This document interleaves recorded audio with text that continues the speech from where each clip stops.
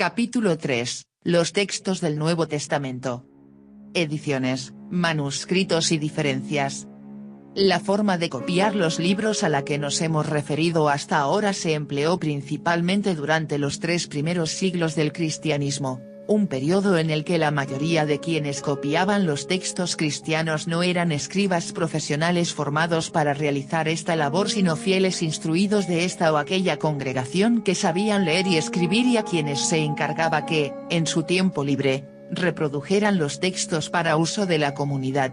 Dado que no estaban especialmente preparados para hacer este tipo de trabajo, estos copistas tendían a cometer más errores que los escribas profesionales.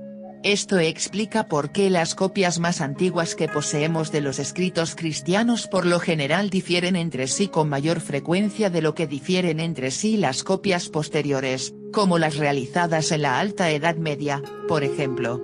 Llegado el momento, surgiría en el panorama intelectual cristiano una clase de escribas profesionales y, con ellos, formas de copiar más cuidadosas y controladas, lo que contribuyó a que los errores se hicieran menos reiterados.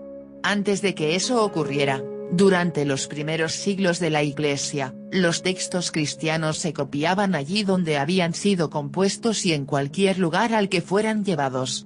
Dado que los escritos se copiaban localmente, era de esperar que lugares distintos desarrollaran distintos tipos de tradición textual.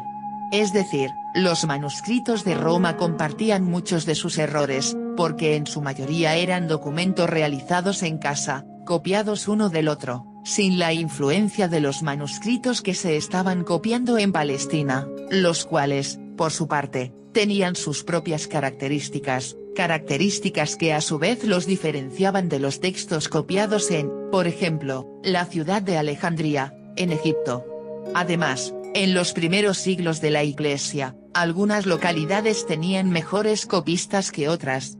Los estudiosos modernos han advertido que los escribas de Alejandría, uno de los principales centros intelectuales del mundo antiguo, eran particularmente escrupulosos, incluso durante estos primeros siglos, y que allí, década tras década, se preservaron versiones muy puras de los escritos cristianos gracias al trabajo y dedicación de copistas cristianos relativamente hábiles.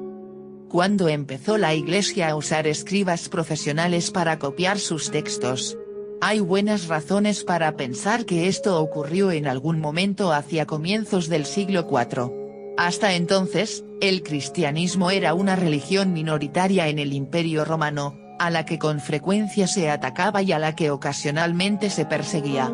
Sin embargo, hacia el año 312 era cristiana, tuvo lugar un cambio de enormes proporciones cuando el emperador Constantino se convirtió a la fe. De repente, el cristianismo pasó de ser una religión de marginados sociales, perseguidos tanto por las turbas locales como por las autoridades imperiales, a ser un actor fundamental en la escena religiosa del imperio. No solo se acabaron las persecuciones, sino que la Iglesia empezó a beneficiarse del favoritismo de la que entonces era la mayor potencia del mundo occidental. Como consecuencia de ello, se produjeron conversiones en masa, ya que ser seguidor de Cristo, en una época en la que el emperador mismo había proclamado públicamente su lealtad a la fe cristiana, se había vuelto algo muy popular. Esto hizo que cada vez más y más personas educadas e instruidas se convirtieran al cristianismo. Estos nuevos fieles, por supuesto, eran los más indicados para copiar los textos de la tradición cristiana.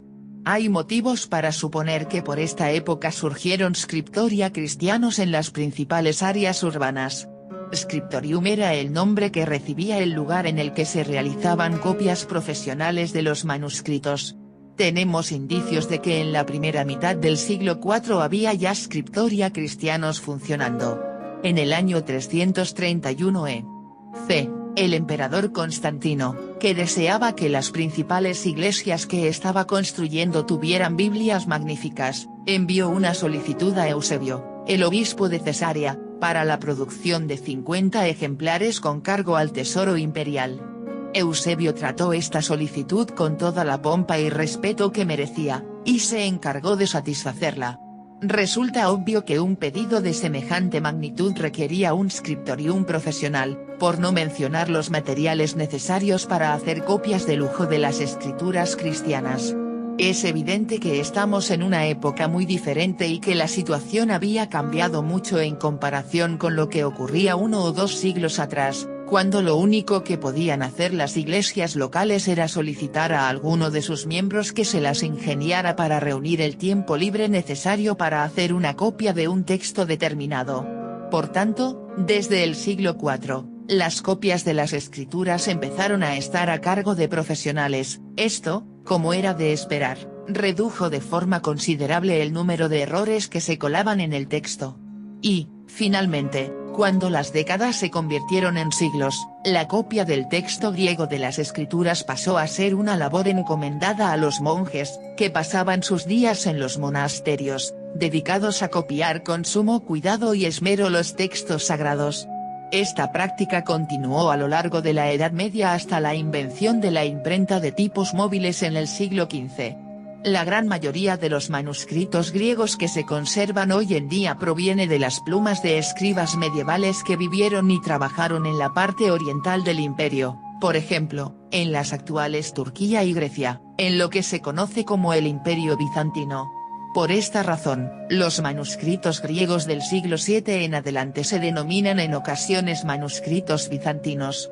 Como he señalado, cualquiera que esté familiarizado con la tradición manuscrita del Nuevo Testamento sabe que estas copias bizantinas del texto tienden a ser muy similares entre sí, mientras que las copias anteriores difieren de manera significativa, tanto entre unas y otras, como de la forma del texto que contienen esas copias posteriores. La razón de esto debería ser clara en este punto, es una consecuencia del quienes se encargaban ahora de copiar los textos, profesionales, y del donde trabajaban, en un área relativamente restringida. No obstante, sería una grave equivocación pensar que por el hecho de diferir menos entre sí estos manuscritos tardíos son mejor testimonio del texto original del Nuevo Testamento. En este sentido, siempre es bueno volver a preguntar de dónde sacaron los escribas medievales los textos que copiaron de forma tan profesional. La respuesta, por supuesto, es que sus copias tuvieron como modelo textos más antiguos, que eran, a su vez, copias de otros textos todavía más antiguos, también ellos copias de copias. Por tanto, la conclusión, acaso inesperada, es que los textos que más se acercan a los originales del Nuevo Testamento son esas copias variables realizadas por aficionados en los primeros siglos del cristianismo, no las copias profesionales y estandarizadas de épocas posteriores. La evolución de las copias que he reseñado se refiere principalmente a la parte oriental del Imperio Romano, donde el griego fue, y continuó siendo, la lengua más importante. Sin embargo, no pasó mucho tiempo antes de que los cristianos que vivían en regiones en las que no se hablaba griego desearan contar con versiones de los textos sagrados de la fe en sus propias lenguas locales. El latín, por supuesto, era el idioma de gran parte del occidente del imperio, el siríaco se hablaba en Siria, el copto en Egipto. En cada una de estas áreas, los libros del Nuevo Testamento se tradujeron a las lenguas locales, probablemente desde la segunda mitad del siglo II. Y estas versiones traducidas fueron a su vez copiadas por escribas locales. 4. Las traducciones al latín tienen una importancia particular para la historia del texto del Nuevo Testamento porque esta era la lengua principal de una gran cantidad de cristianos en Occidente. Sin embargo, las traducciones latinas de las escrituras pronto se convirtieron en una fuente de problemas, pues había muchas y estas podían ser muy diferentes entre sí. La cuestión llegó a su punto crítico hacia finales del siglo IV, cuando el Papa Dámaso encargó al mayor erudito cristiano de la época, Jerónimo, que realizara una traducción latina oficial que todos los cristianos que hablaban el idioma, tanto en Roma como en otros lugares, pudieran aceptar como texto autorizado. El mismo Jerónimo se había referido a la plétora de traducciones disponibles, y asumió la tarea de resolver el problema. Tras escoger una de las mejores traducciones latinas que había entonces y compararla con los mejores manuscritos griegos a su disposición, Jerónimo creó una nueva edición latina de los Evangelios. y es posible que él o uno de sus seguidores fuera también responsable de la nueva edición latina de los demás libros del Nuevo Testamento. Conocida como la Vulgata, la traducción latina de Jerónimo se convertiría en la Biblia de la cristiandad latina y sería copiada y vuelta a copiar una y otra vez a lo largo de los años. La Vulgata fue la Biblia de la Iglesia occidental hasta la época moderna, el libro que durante siglos leyeron los cristianos, estudiaron los expertos y usaron los teólogos. En la actualidad el número de copias conservadas de la Vulgata latina casi duplica el número de manuscritos griegos del Nuevo Testamento. Como he señalado, el texto del Nuevo Testamento se copió de una forma bastante estandarizada a lo largo de la Edad Media, tanto en Oriente, el texto bizantino, como en Occidente, la Vulgata latina. Después, la invención de la imprenta en el siglo XV por Johannes Gutenberg, 1400–1468, cambió por completo la reproducción de los libros en general y de los libros de la Biblia en particular.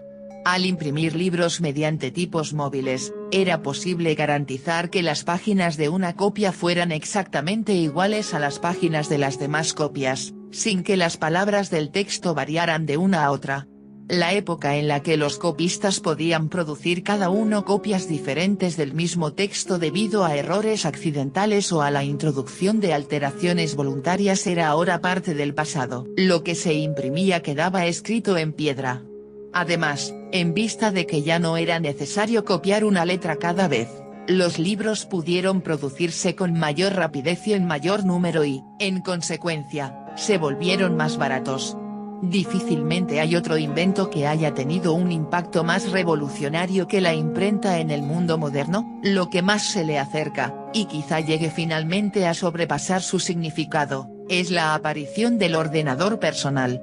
La primera gran obra que se imprimió en la imprenta de Gutenberg fue una magnífica edición de la Vulgata latina, cuya producción se prolongó de 1450 a 1456. En la segunda mitad del siglo XV, se realizaron unas 50 ediciones de la Vulgata en diversas imprentas europeas. Aunque puede parecer extraño que en esos primeros años de la imprenta nadie se haya sentido impulsado a imprimir una copia del texto griego del Nuevo Testamento, la razón no es difícil de encontrar y ya antes hemos aludido a ella. Después de casi 1000 años, los estudiosos de toda Europa, y entre ellos los expertos en los estudios bíblicos, se habían acostumbrado a pensar que la Vulgata de Jerónimo era la Biblia de la Iglesia, algo similar a lo que ocurre hoy en algunas comunidades cristianas modernas de lengua inglesa, que dan por sentado que la Biblia del rey Jacobo es la verdadera Biblia. En el occidente latino, la Biblia griega no se consideraba relevante para la teología y el conocimiento, y se pensaba que pertenecía a los cristianos ortodoxos griegos, a los que, por su parte, se veía como unos cismáticos que se habían separado de la Iglesia auténtica. Además, en Europa occidental eran pocos los estudiosos que podían leer griego. Y, por tanto, en un primer momento, nadie sintió la necesidad de imprimir la Biblia griega. El primer estudioso occidental al que se le ocurrió la idea de producir una versión del texto griego del Nuevo Testamento fue al cardenal español Francisco Jiménez de Cisneros, 1437–1517. Bajo su dirección, un grupo de eruditos, entre ellos Diego López de Zúñiga, Estúnica, emprendieron la realización de una edición de la Biblia en varios volúmenes. El objetivo era realizar una edición políglota, esto es, reproducir el texto de la Biblia en varias lenguas. Y así, el Antiguo Testamento se presentaba en 3 versiones, el original hebreo, la Vulgata latina y la Septuaginta griega, en columnas paralelas.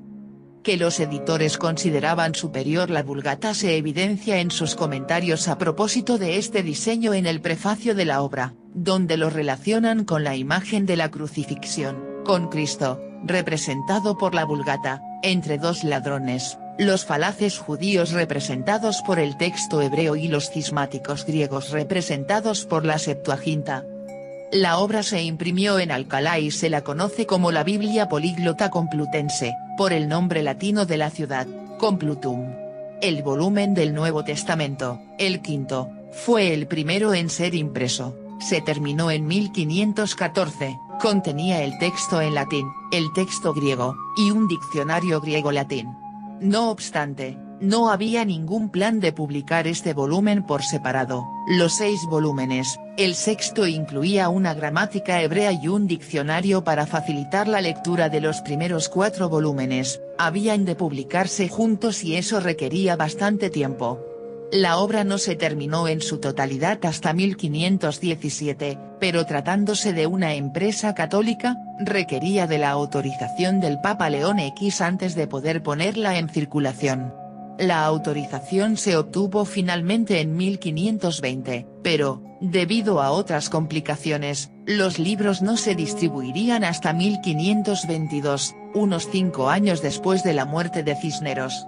Como hemos visto, para esta época, las iglesias y los estudiosos cristianos de Oriente contaban con centenares de manuscritos griegos a su disposición. Cabría entonces preguntarse cómo Zúñiga y los demás editores del proyecto decidieron qué manuscritos debían usar e, incluso, con cuáles contaban. Por desgracia, se trata de preguntas que los expertos nunca han conseguido responder de forma satisfactoria. En la dedicatoria de la obra, Cisneros expresa su gratitud al Papa León X por las copias que le había facilitado la Biblioteca Apostólica, lo que significa que los manuscritos utilizados en la edición probablemente provenían de los fondos del Vaticano.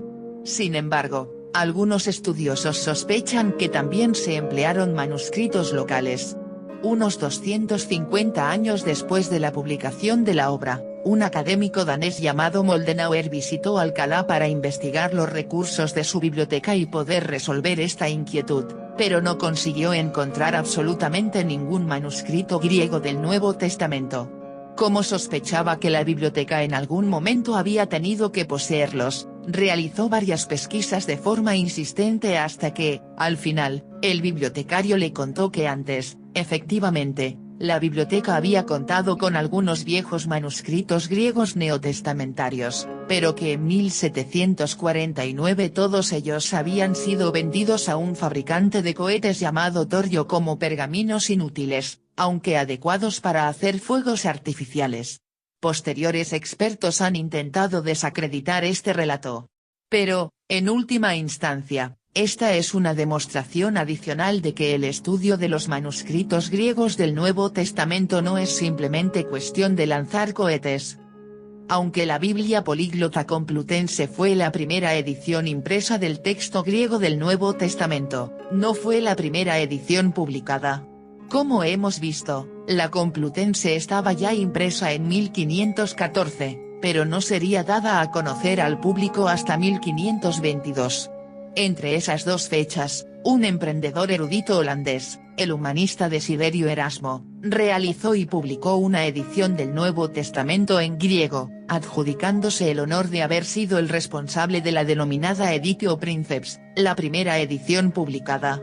Erasmo había estudiado el Nuevo Testamento, así como otras grandes obras de la antigüedad, de forma intermitente durante muchos años y en algún momento había considerado la posibilidad de realizar una edición para la imprenta.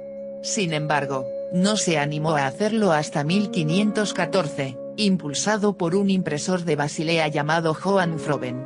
Tanto Erasmo como Froben sabían que la Complutense estaba en proceso de edición y que, por tanto, tenían que apresurarse para conseguir publicar el texto griego tan rápido como fuera posible, pese a lo cual otros compromisos impidieron a Erasmo dedicarse de lleno a la labor hasta julio de 1515.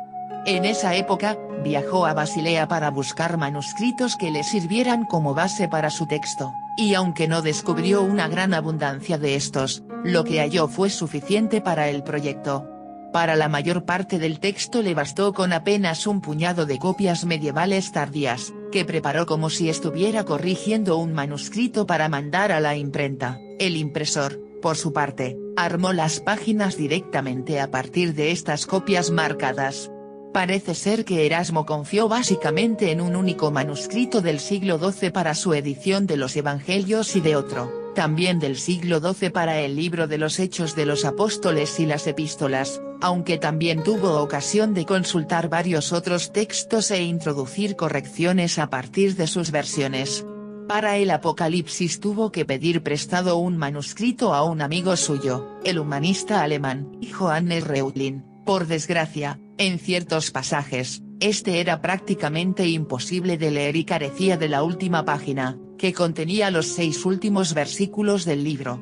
Debido a las prisas para conseguir terminar el trabajo a tiempo, en aquellos pasajes Erasmo optó simplemente por recurrir a la Vulgata latina, cuyo texto retradujo al griego, con lo que creó una serie de fórmulas textuales que no se encuentran en ninguno de los manuscritos griegos neotestamentarios que se conservan. Y esta, como veremos, fue la versión griega del Nuevo Testamento que, a efectos prácticos, usaron los traductores de la Biblia del rey Jacobo un siglo más tarde. La edición de Erasmo comenzó a imprimirse en octubre de 1515 y estuvo terminada en solo 5 meses.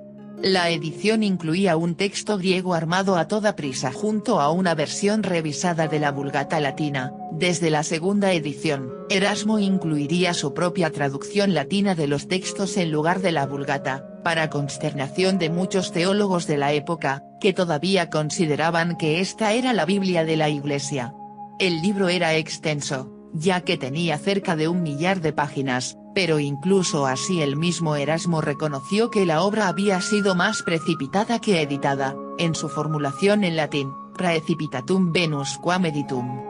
Es importante advertir que la edición de Erasmo se convirtió en la editio princeps del texto griego del Nuevo Testamento no simplemente por una anécdota histórica interesante, sino porque a medida que la historia del texto se desarrollaba, las ediciones del humanista holandés, realizó 5, todas ellas basadas a fin de cuentas en la descuidada versión que ofrecía la primera, se convirtieron en la fuente de la forma estándar del texto griego que los impresores de Europa Occidental publicarían durante más de 300 años.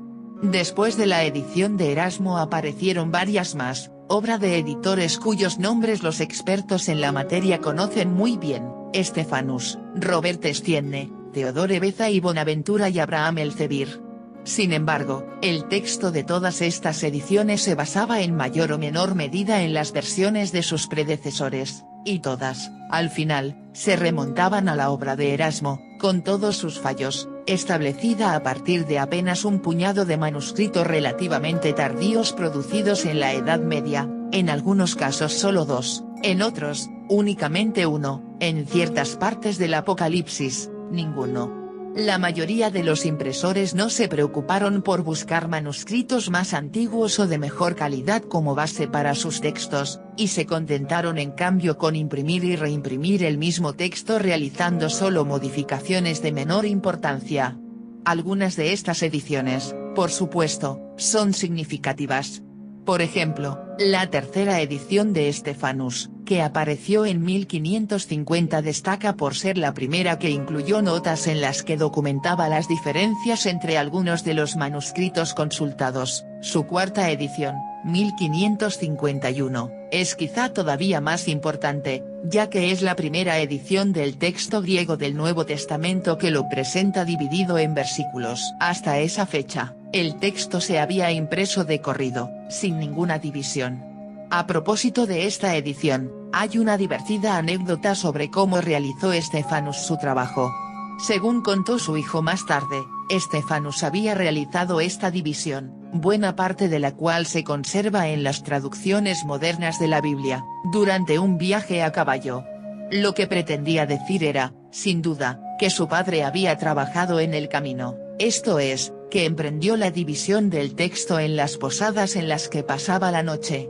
Sin embargo, como lo que dijo literalmente fue que Stephanus había introducido estos cambios a lomos de caballo, algunos comentaristas sarcásticos han insinuado que realmente se dedicó a ello mientras viajaba, por lo que cada vez que su caballo tropezaba con un bache la pluma del editor daba un salto, y eso explicaría algunas divisiones bastante extrañas que aún encontramos en las traducciones del Nuevo Testamento. Con todo, el argumento general que me interesa subrayar es que todas las ediciones posteriores a Erasmo, incluidas las de Stephanus, se fundan en última instancia en su Editio Princeps, que utilizaba como fuentes unos pocos manuscritos griegos tardíos y no necesariamente confiables, los que pudo encontrar en Basilea y el que le prestó su amigo Reutín. No había ninguna razón para pensar que esos manuscritos en particular fueran de buena calidad. Eran, sencillamente, los que había podido conseguir. De hecho, como luego se descubrió, esos manuscritos no eran de la mejor calidad, a fin de cuentas, eran copias realizadas 11 siglos después de que se hubieran escrito los originales. Por ejemplo, el principal manuscrito que Erasmo utilizó para establecer el texto de los Evangelios contenía tanto el relato de la mujer adúltera de Juan como los 12 versículos finales de Marcos, pasajes que no formaban parte de los Evangelios originales, como vimos en el capítulo anterior. Sin embargo, había un pasaje clave que los manuscritos utilizados por Erasmo no contenían. El pasaje en cuestión, un inciso de la primera epístola de Juan, 5:2.78, que los estudiosos denominan el Comma Joanneum, se encuentra en los manuscritos de la Vulgata, pero no en la enorme mayoría de los manuscritos griegos, y era uno de los pasajes preferidos de los teólogos cristianos, pues era el único de toda la Biblia que explícitamente esbozaba la doctrina de la Trinidad, a saber, que la divinidad son tres personas distintas, pero que todas ellas constituyen un solo Dios verdadero. En la Vulgata, el pasaje dice, pues tres son los que dan testimonio en el cielo, el Padre, el Verbo y el Espíritu Santo, y estos tres son uno, y tres son los que dan testimonio en la tierra, el Espíritu, el agua y la sangre, y estos tres son uno. Se trata de un pasaje misterioso, pero que apoya de manera inequívoca la enseñanza tradicional de la Iglesia sobre el Dios Trino que es uno. Sin este versículo, la doctrina de la Trinidad ha de inferirse a partir de un abanico de pasajes que demuestran que Cristo es Dios, como lo son el Espíritu y el Padre, y que, no obstante, hay un solo Dios. Este pasaje, en cambio, afirma la doctrina de forma directa y sucinta. Erasmo, sin embargo, no halló este pasaje en los manuscritos que utilizó, en los que simplemente se leía, pues tres son los que dan testimonio, el Espíritu, el agua y la sangre, y estos tres son uno. ¿A dónde habían ido a parar el Padre y el Verbo? No se encontraban en el principal manuscrito que Erasmo usó como fuente, ni en cualquier otro de los que consultó, y por este motivo omitió el pasaje de su primera edición del texto griego. Fue esta omisión, más que cualquier otra decisión, lo que indignó a los teólogos de la época, que acusaron a Erasmo de falsificar el texto en un intento de eliminar la doctrina de la Trinidad y restar valor a su corolario, la doctrina de la plena divinidad de Cristo. En particular, Zúñiga, uno de los principales editores de la Biblia políglota complutense, atacó públicamente a Erasmo y exigió que en futuras ediciones el pasaje regresara al lugar que le correspondía. La historia cuenta que Erasmo, posiblemente en un momento de descuido, accedió a insertar el pasaje omitido en una futura edición de su obra con una condición, a saber, que sus adversarios encontraran un manuscrito griego del Nuevo Testamento que lo contuviera. Hallarlo en manuscritos latinos no era suficiente. Y el manuscrito griego apareció. De hecho, fue producido para la ocasión. Al parecer, alguien copió el texto griego de las epístolas y, cuando llegó al punto en que debía aparecer el pasaje en cuestión, tradujo al griego el texto latino para ofrecer el Comma Joanneum en su forma conocida y teológicamente útil. En otras palabras, el manuscrito presentado a Erasmo era una copia realizada por encargo en el siglo XVII. A pesar de sus recelos, Erasmo mantuvo su palabra e incluyó el Comma Joanneum en su siguiente edición y en todas las posteriores.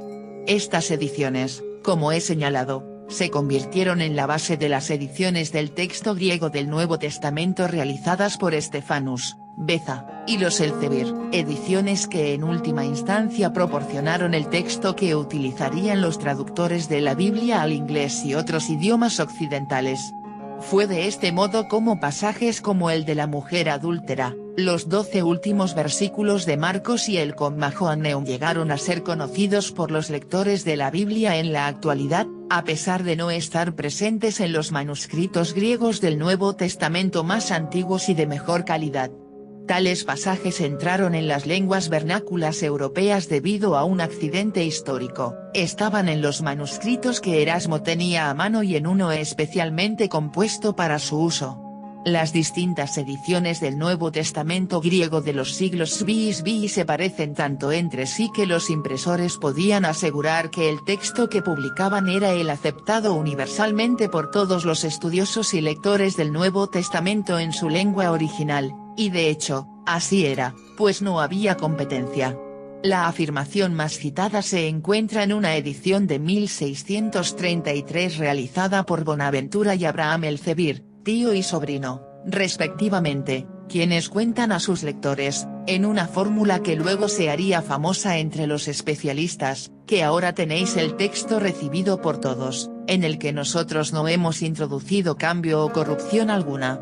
Esta frase, y en particular las palabras texto recibido por todos, nos proporciona la expresión textus receptus, abreviado como TR, con la que los críticos textuales designan al texto griego basado no en los mejores y más antiguos manuscritos, sino en la versión del texto originalmente publicada por Erasmo y transmitida por los impresores posteriores durante más de 300 años, hasta que los expertos en crítica textual empezaron a insistir en que el texto neotestamentario debía establecerse a partir de principios científicos y empleando los manuscritos más antiguos y de mejor calidad a nuestra disposición, en lugar de simplemente reimprimirse de acuerdo con la costumbre.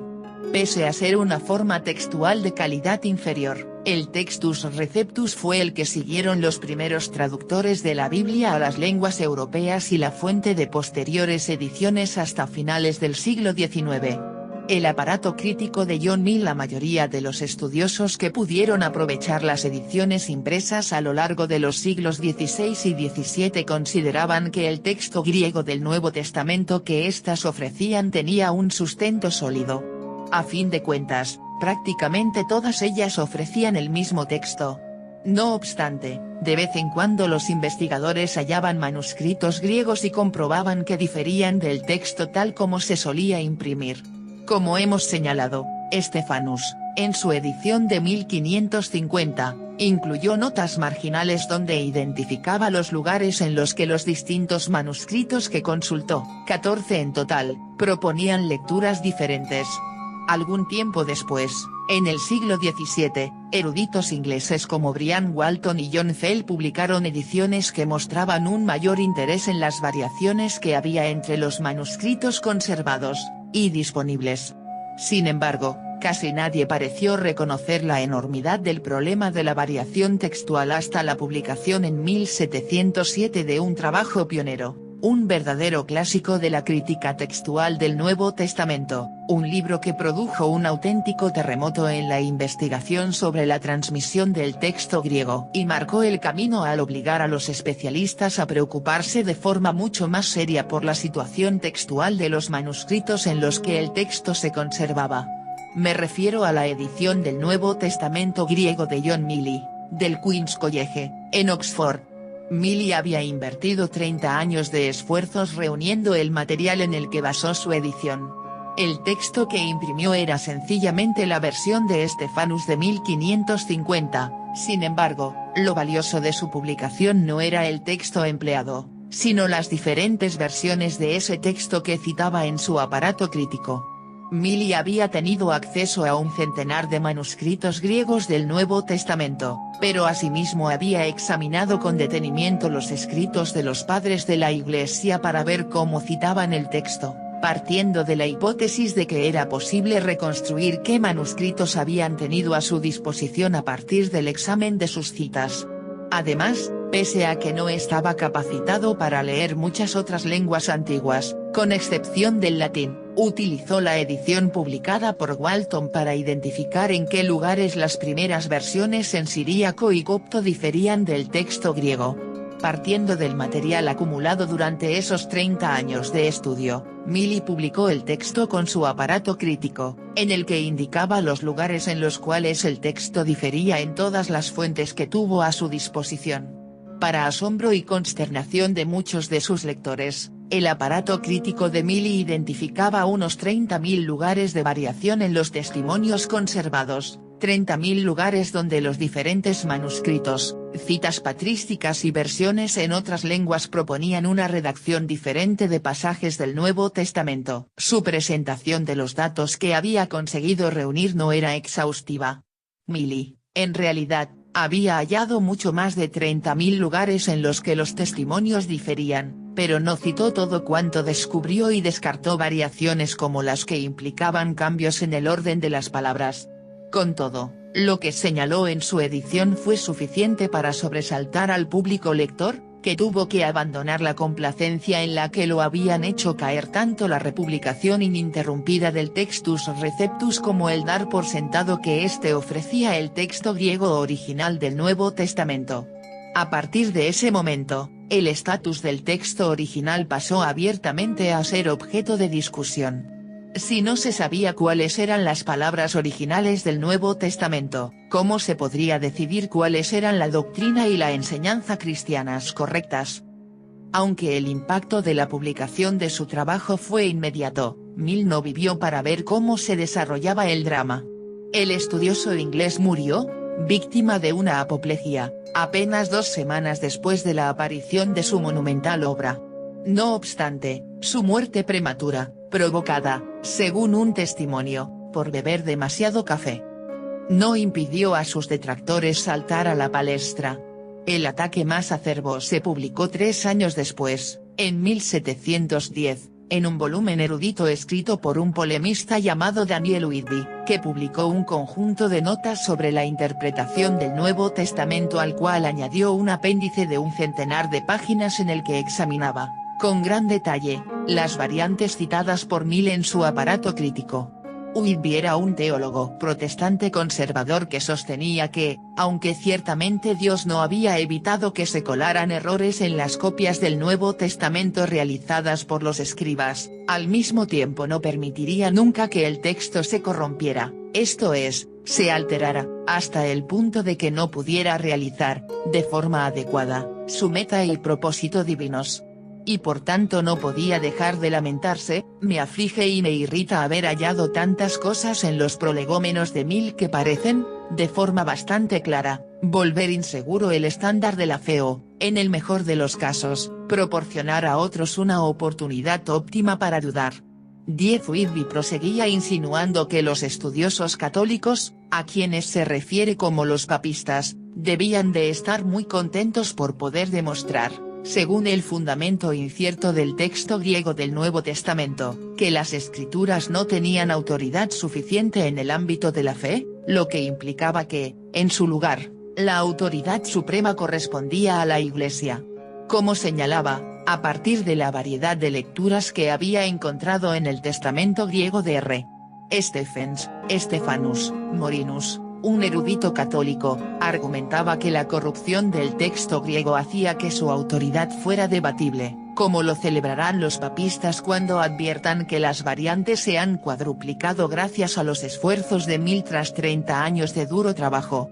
El teólogo sostenía que, en realidad, el texto del Nuevo Testamento era firme, pues entre las variantes mencionadas por Milly escasamente había alguna que se relacionara con un artículo de fe o con cuestiones de conducta, y la gran mayoría de las diferencias identificadas no podían presumir de auténticas. Whitby quizá esperaba que su refutación surtiera efecto sin que nadie tuviera que leerla realmente. Su trabajo era un texto denso, ampuloso y carente de atractivo, que durante 100 páginas de argumentación minuciosa intentaba exponer su tesis, simplemente, por acumulación.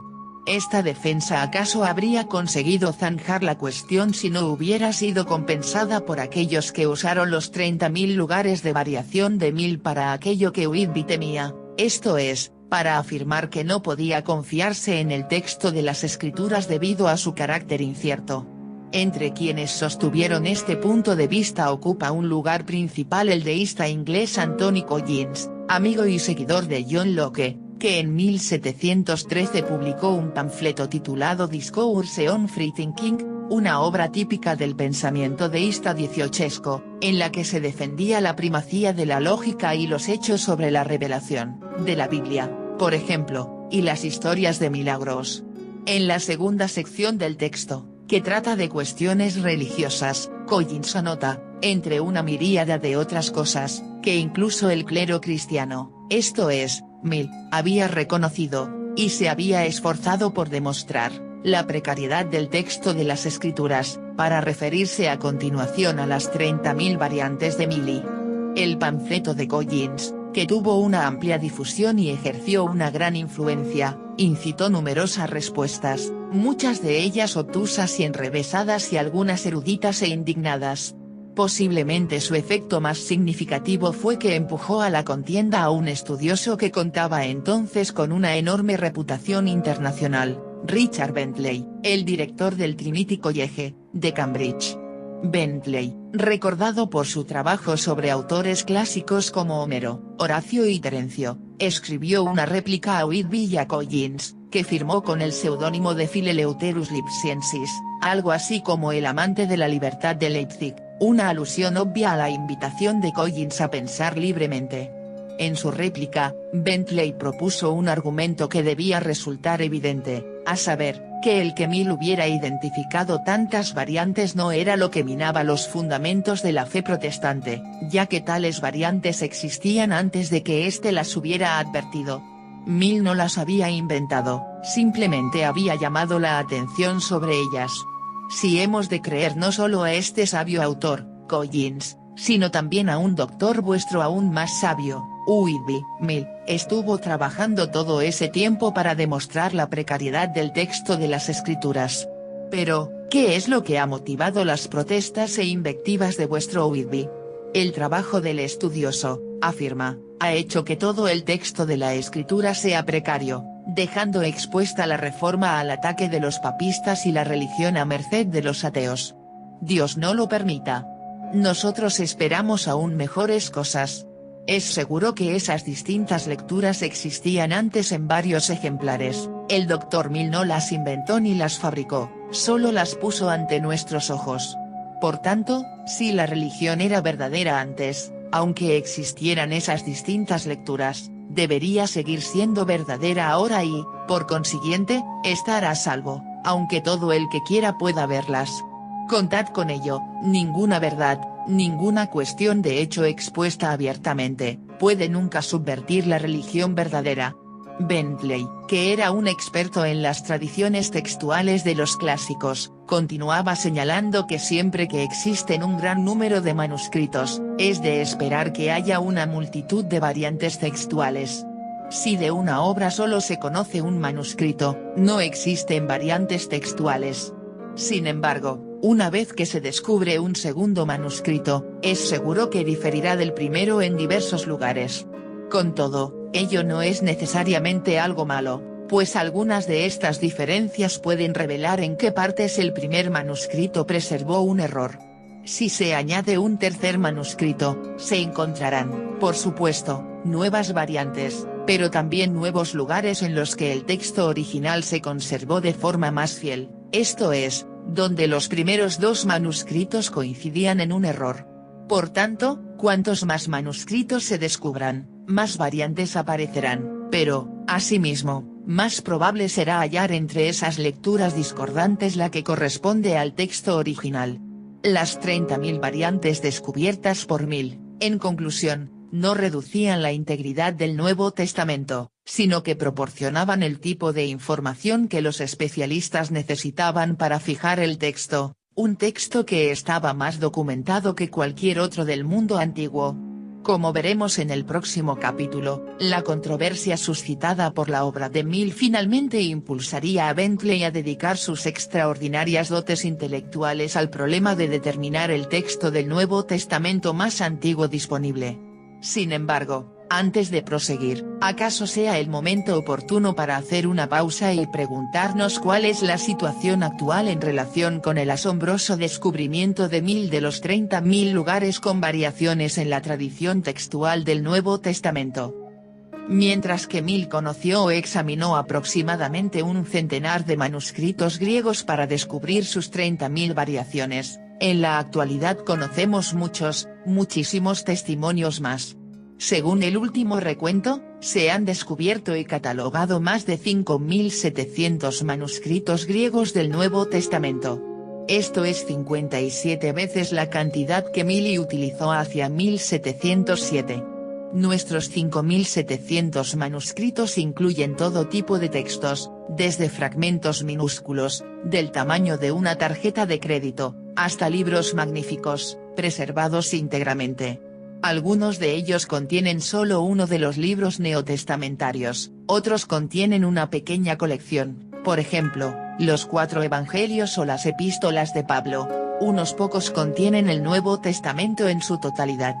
Asimismo, existen muchos manuscritos de las primeras versiones, traducciones, del Nuevo Testamento a otros idiomas antiguos. Estos manuscritos fueron realizados desde comienzos del siglo II, el pequeño fragmento denominado P52, que contiene algunos versículos de Juan 18, hasta el siglo XVI. Su tamaño varía enormemente, algunos son copias que caben en una mano, como la copia copta del Evangelio de Mateo, el llamado Códice Scheide, que mide unos 10 por 12 centímetros, otros son copias muy grandes e impresionantes, entre las que destaca el ya mencionado Codex Sinaiticus, que mide unos 38 por 34 centímetros, lo que le da una apariencia imponente cuando se abre por completo.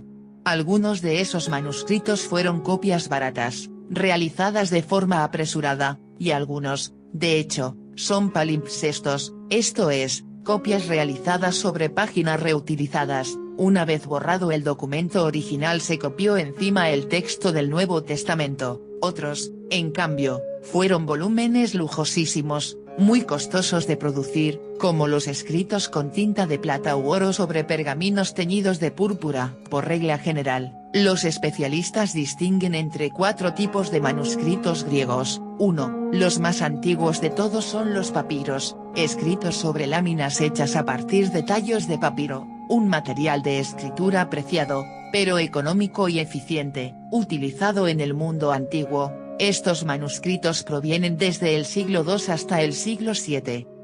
2. Los manuscritos unciales o mayúsculos, hechos en pergamino, piel de animal, lo que también se conoce como vitela, que deben su nombre a la letra grande que empleaban, similar a nuestra mayúscula. Estos, en su mayoría, fueron hechos entre el siglo IV y el siglo IX. 3. Los manuscritos cursivos o minúsculos, también hechos en pergamino, pero escritos en una letra pequeña que con frecuencia iba ligada, sin levantar la pluma de la página, en lo que parece el equivalente griego de la caligrafía cursiva. Estos se producen desde el siglo IX en adelante. 4. Los leccionarios, escritos con frecuencia también en letra pequeña, pero que en lugar de contener los libros del Nuevo Testamento, reúnen, en un orden establecido, lecturas neotestamentarias para su uso en la iglesia cada semana o festividad, como los que se emplean en la actualidad.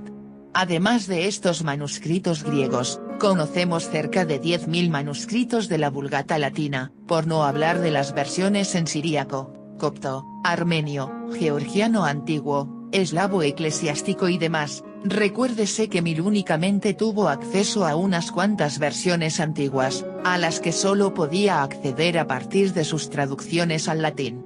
A todo ello hay que sumar los escritos de padres de la Iglesia como Clemente de Alejandría, Orígenes y Atanasio, entre los griegos, y Tertuliano, Jerónimo y Agustín, entre los latinos, todos los cuales citan pasajes del Nuevo Testamento, lo que nos permite reconstruir cómo eran los manuscritos, hoy en su mayoría perdidos, que utilizaban. Con tal cantidad de testimonios, ¿qué podemos decir sobre el número total de variantes conocidas en la actualidad? Los cálculos de los expertos difieren de forma significativa. Algunos hablan de unas 200.000 variantes conocidas, otros de 300.000, otros de 400.000 o más. No lo sabemos con certeza porque, a pesar del impresionante desarrollo de la tecnología informática, nadie ha sido todavía capaz de contarlas todas.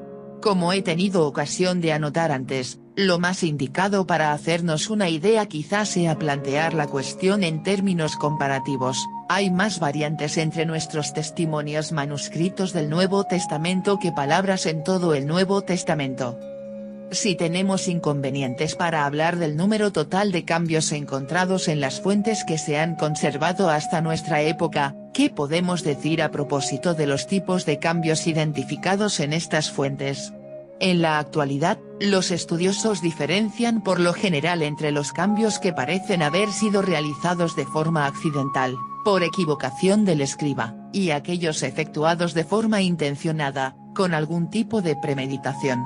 Los límites entre unos y otros no son, por supuesto, fijos, pero la distinción sigue considerándose apropiada. Es posible entender que un escriba omitiera una palabra mientras copiaba un texto, cambio accidental, pero resulta difícil de explicar que los 12 versículos finales de Marcos pudieran colarse en el texto en un momento de descuido. Por tanto, ¿acaso valga la pena terminar este capítulo con unos pocos ejemplos de cada tipo de cambio? Empezaré por mostrar algunas clases de variantes accidentales. Cambios accidentales. Como hemos señalado, es indudable que el hecho de que los manuscritos griegos se escribieran todos en scriptio continua, básicamente sin puntuación y sin espacios entre las palabras, incrementó las equivocaciones accidentales cometidas por los escribas. Esto significa que algunas palabras con frecuencia se confundían con términos que se escribían de forma similar. Por ejemplo, en 1 Corintios 5:2.8, Pablo dice a sus lectores que deben participar de Cristo, el Cordero Pascual, y no alimentarse con vieja levadura, ni con la levadura de la malicia y del mal. Esta última palabra, mal, se escribe en griego poneras, lo que la hace muy parecida a la palabra porneias, que significa inmoralidad sexual.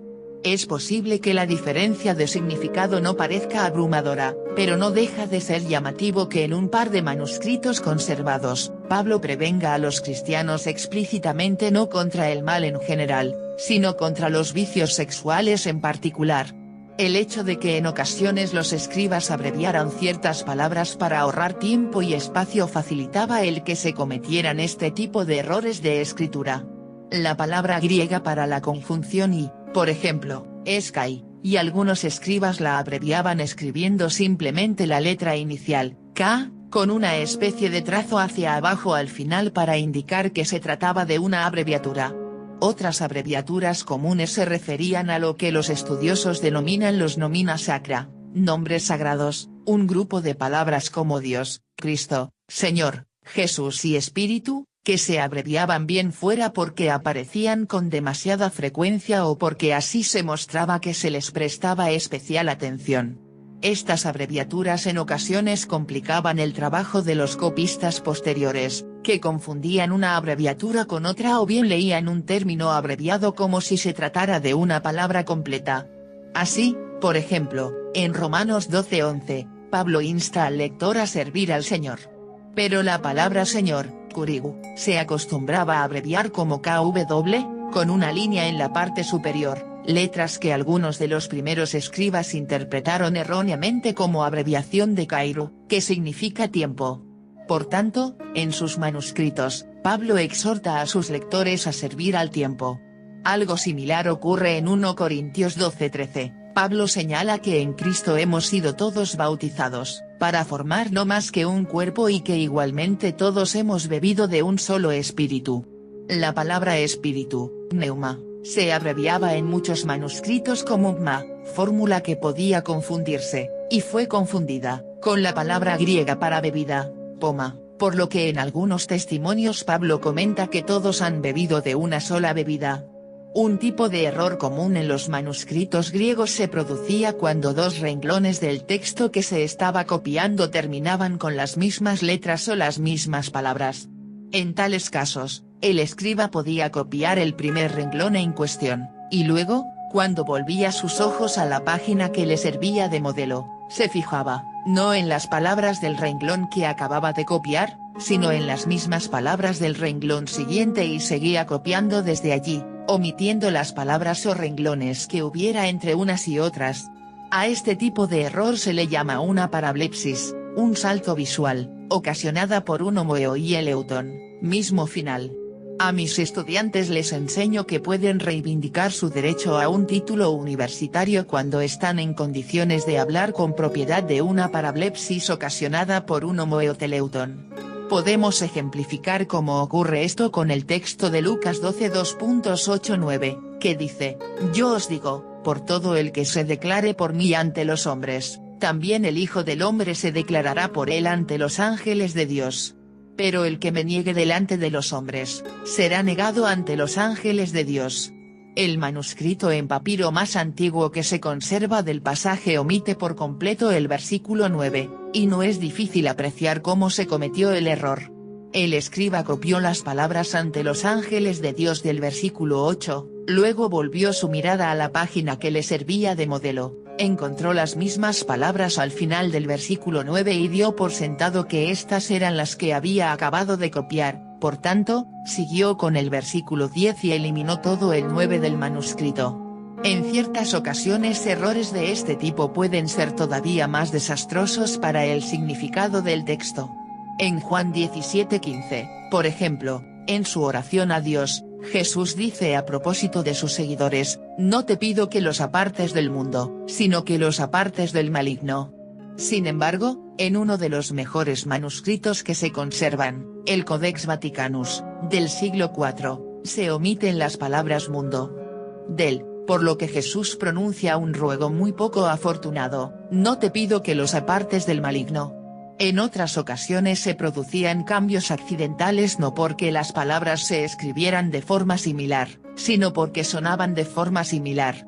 Esto podía ocurrir, por ejemplo, cuando un escriba copiaba un texto que se le estaba dictando, esto es, cuando alguien se encargaba de leer el manuscrito mientras uno o más copistas se encargaban de pasar las palabras a la copia en la que trabajaban, como ocurría a veces en los scriptoria después del siglo IV.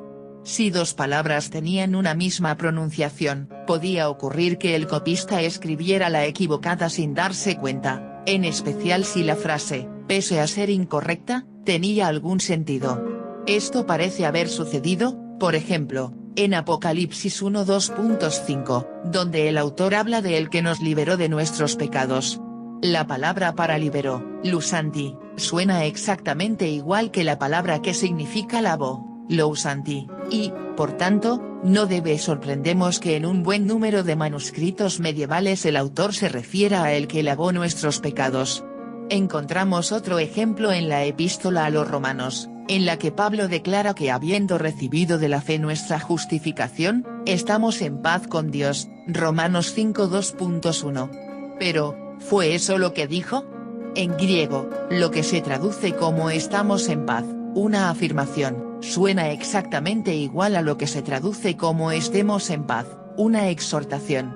Y resulta que en un buen número de manuscritos, entre ellos algunos de los más antiguos, Pablo no sostiene con seguridad que él y sus seguidores están en paz con Dios, sino que insta a todos a buscar esa paz.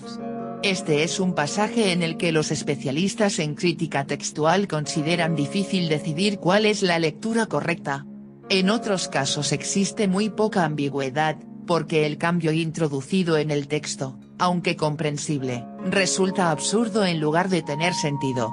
Esto ocurre en muchísimas ocasiones, y con frecuencia por las razones que hemos venido señalando. Podemos ver un ejemplo de ello en Juan 5:39, donde Jesús dice a sus adversarios: vosotros investigáis las Escrituras. Ellas son las que dan testimonio de mí. En un manuscrito antiguo, el último verbo se cambió por uno que sonaba de forma similar, pero que en este contexto carecía de sentido. En ese manuscrito Jesús dice: vosotros investigáis las Escrituras. Ellas son las que están pecando contra mí. Un segundo ejemplo nos lo proporciona el libro del Apocalipsis, donde el profeta tiene una visión del trono de Dios, alrededor del cual ve un arco iris de aspecto semejante a la esmeralda. 4:2.3. Debido a un cambio, en algunos de los manuscritos más antiguos se lee que alrededor del trono había, por extraño que parezca, sacerdotes de aspecto semejante a la esmeralda. De los miles de errores accidentales introducidos en los manuscritos del Nuevo Testamento, Probablemente el más grotesco sea el que recoge un manuscrito cursivo de los 4 evangelios, producido en el siglo XIV y oficialmente clasificado como el número 109. Su peculiar error se encuentra en Lucas 3, en la sección sobre la genealogía de Jesús. El escriba que copió el texto debió usar como modelo un manuscrito que ofrecía la genealogía en 2 columnas. Por alguna razón, en lugar de copiar una columna y después la otra, lo que hizo fue copiarlas como si se tratara de un único párrafo, por lo que los nombres de la genealogía se presentan en completo desorden y la mayoría de las personas mencionadas termina siendo hija del padre equivocado. Peor aún, la segunda columna del texto que el escriba copiaba no tenía tantos renglones como la primera, por lo que en su versión el padre de la raza humana, esto es, el último personaje mencionado, no es Dios sino un israelita llamado Fares, y Dios mismo aparece en medio del texto como hijo de un hombre llamado Aram. Cambios intencionados en cierto sentido. Los cambios que hemos estado comentando son los más fáciles de reconocer y eliminar cuando se intenta establecer la forma más antigua del texto neotestamentario. Los cambios intencionados, por su parte, tienden a ser algo más difíciles de identificar. Precisamente porque habiendo sido hechos de forma deliberada, pueden parecer coherentes. Y dado que son coherentes, siempre habrá críticos que arguyan que son la opción más coherente, esto es, que no son cambios sino las palabras originales. Este no es un debate entre los estudiosos que creen que el texto ha sido alterado y quienes piensan que no lo ha sido. Todos los expertos saben que el texto ha sido modificado, y lo único que se discute es cuál constituye una alteración y cuál, por el contrario, puede considerarse la forma más antigua del texto a nuestra disposición. Al respecto, hay ocasiones en las que las opiniones de los estudiosos no coinciden. Ahora bien, en un número extraordinario de casos, en realidad en la mayoría de ellos, los especialistas suelen ser de la misma opinión. En este punto, quizá lo más conveniente para nosotros sea examinar una muestra de los tipos de cambios intencionados que es posible hallar en los manuscritos conservados, ya que ello nos permitirá apreciar las razones que los escribas tenían para introducirlos. Algunas veces los escribas cambiaban sus textos porque pensaban que contenían un error factual. Esto parece haber sido lo que ocurrió en el caso del mismísimo comienzo de Marcos, donde el autor introduce su evangelio diciendo, conforme está escrito en Isaías el profeta, mira, envío mi mensajero delante de ti. Enderezad sus sendas, Marcos 1:2.23. El problema es que el comienzo de la cita no es en absoluto de Isaías, sino que es una mezcla de un pasaje de Éxodo 23:21 de Malaquías 3:2.1. Hubo escribas que reconocieron que esto planteaba un problema y optaron por cambiar el texto de manera que dijera, conforme está escrito en los profetas. De este modo, el problema con la atribución errónea de la cita desaparecía. No obstante, en la actualidad, hay pocas dudas sobre lo que el autor de Marcos escribió originalmente. La atribución a Isaías aparece en los testimonios más antiguos y de mejor calidad que se conservan. En otras ocasiones el error que el escriba se proponía corregir no era factual, sino interpretativo. Un ejemplo muy conocido de ello lo encontramos en Mateo 24:36, donde Jesús predice el fin de los tiempos y señala que de aquel día y hora, nadie sabe nada, ni los ángeles de los cielos, ni el Hijo, sino solo el Padre. A los escribas este pasaje les parecía problemático. ¿Cómo era posible que Jesús, el propio Hijo de Dios, no supiera cuándo iba a llegar el fin? ¿No era acaso omnisapiente? Para resolver este asunto, los escribas decidieron simplemente omitir las palabras ni el Hijo. Así, los ángeles ignoraban cuándo se produciría la venida, pero no el Hijo de Dios. En otros casos, los escribas cambiaron un pasaje no porque pensaran que contenía un error sino porque querían evitar que se tergiversara.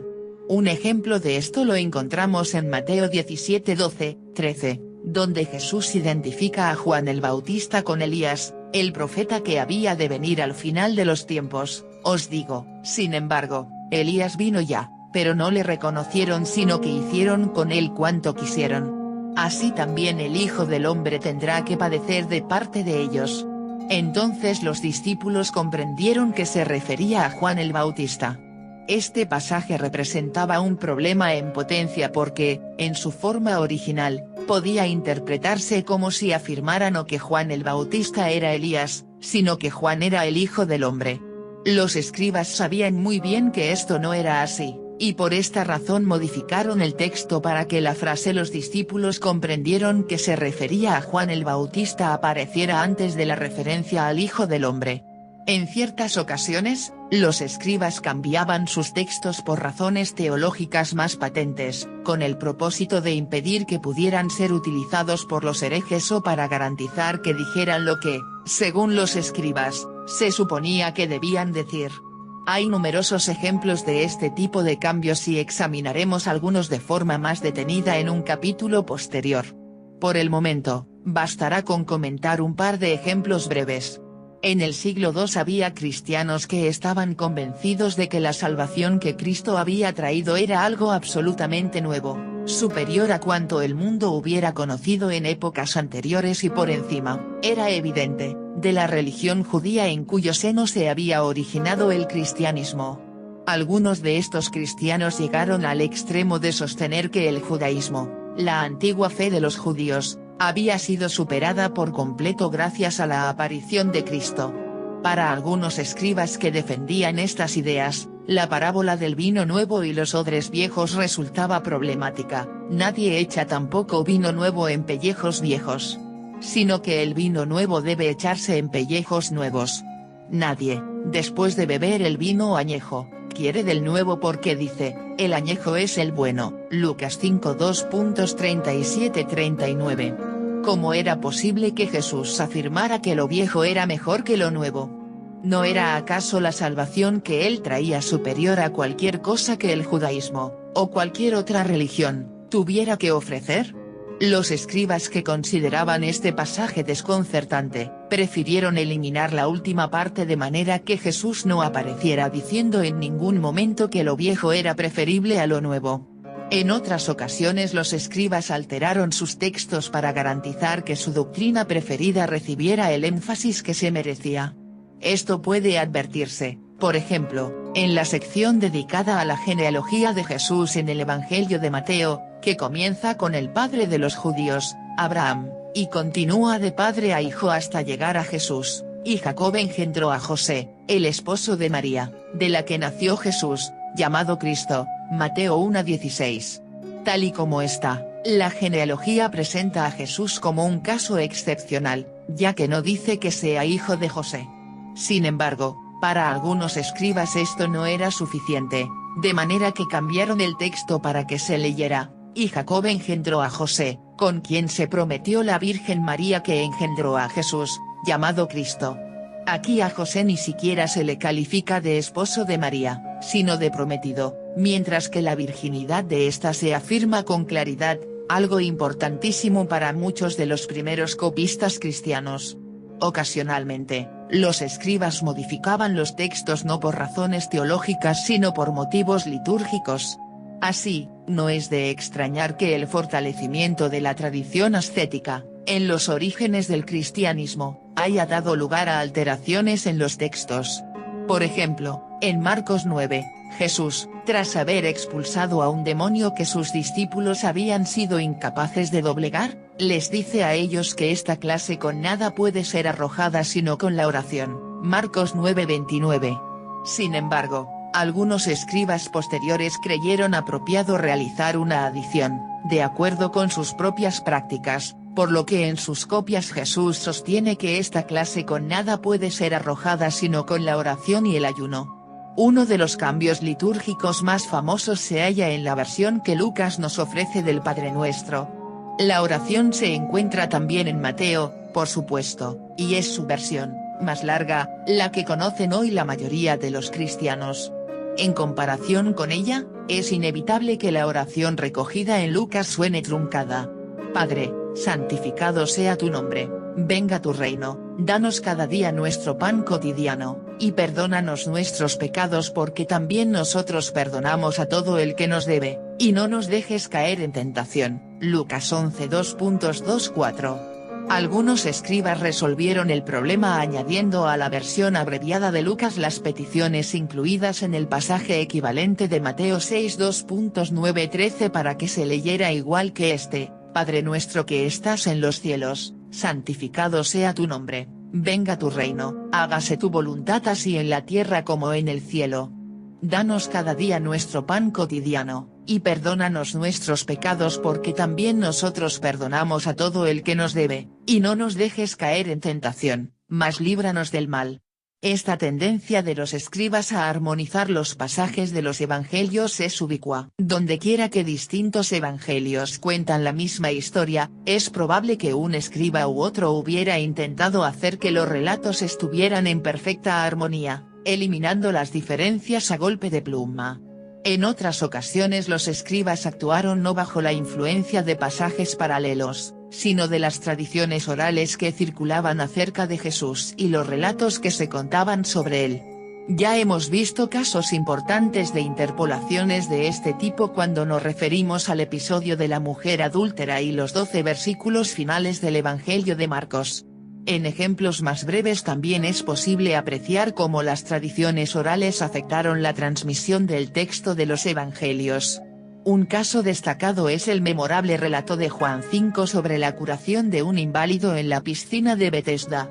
Al comienzo de la historia se nos dice que una multitud de enfermos, inválidos, ciegos, cojos y paralíticos, esperaban junto a la piscina, y que Jesús decide curar a un hombre que llevaba 38 años esperando que las aguas le sanaran. Cuando Jesús le pregunta al hombre si quiere curarse, este responde que no hay nadie que le meta en la piscina, por lo que, cuando el agua se agita, siempre hay alguien que consigue adelantársele. En los mejores de nuestros manuscritos más antiguos no se explica por qué este hombre quiere entrar en la piscina cuando el agua se agita, pero la tradición oral proporcionó una solución a esta carencia en una adición a los versículos 3 y 4 del capítulo que recogen muchos manuscritos más tardíos. Allí se nos dice que un ángel descendía en ocasiones a la piscina y agitaba el agua, y el primero que entraba a la piscina después de que las aguas se hubieran agitado se curaba.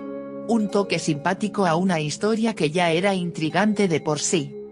Podríamos continuar hablando indefinidamente de los lugares específicos en que los textos del Nuevo Testamento sufrieron cambios accidentales o intencionados. Como he explicado, los ejemplos no se cuentan por cientos, sino por miles.